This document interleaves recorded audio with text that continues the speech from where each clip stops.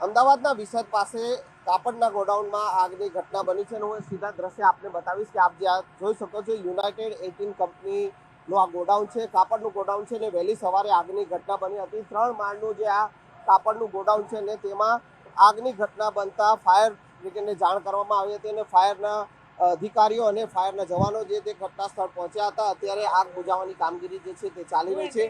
અનિરુદ્ધ ગઢવી જે છે કે જેઓ ફાયર ઓફિસર છે તેઓ આપણી સાથે છે।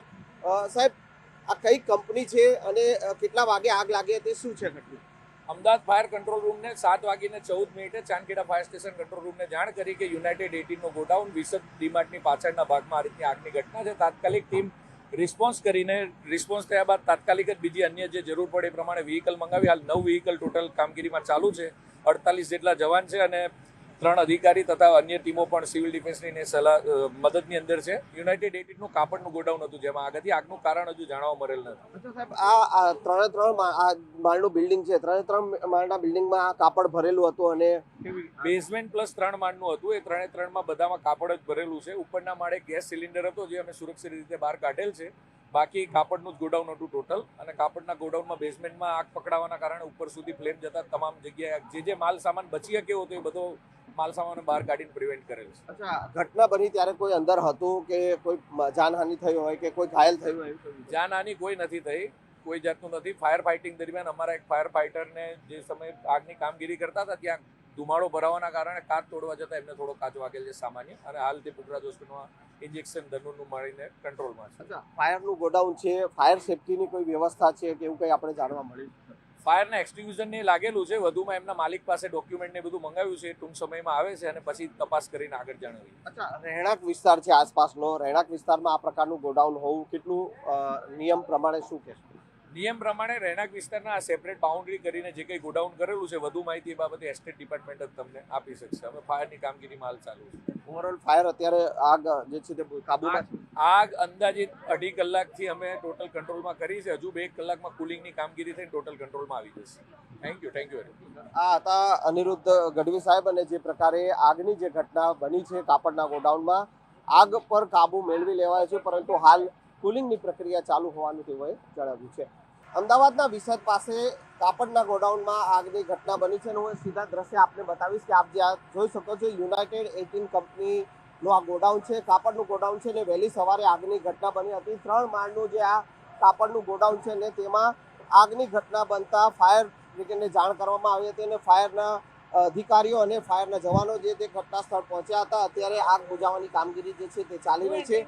અનિરુદ્ધ ગઢવી જે છે કે જેઓ ફાયર ઓફિસર છે તેઓ આપણી સાથે છે। સાહેબ, આ કઈ કંપની છે અને કેટલા વાગે આગ લાગી હતી, શું છે ઘટના?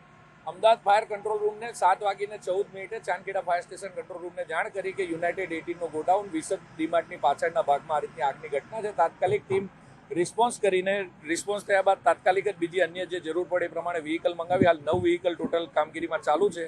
48 જેટલા જવાન છે અને 3 અધિકારી તથા અન્ય ટીમો પણ સિવિલ ડિફેન્સની મદદની અંદર છે। યુનાઇટેડ 18નું કાપડનું ગોડાઉન હતું જેમાં આગ હતી। આગનું કારણ હજુ જાણવા મળેલ નથી। અચ્છા સાહેબ, આ ત્રણ માળનું બિલ્ડિંગ છે, 3 માળના બિલ્ડિંગમાં આ કાપડ ભરેલું હતું અને બેઝમેન્ટ પ્લસ 3 માળનું હતું। એ 3 બધામાં કાપડ જ ભરેલું છે। ઉપરના માળે ગેસ સિલિન્ડર હતો જે અમે સુરક્ષિત રીતે બહાર કાઢેલ છે।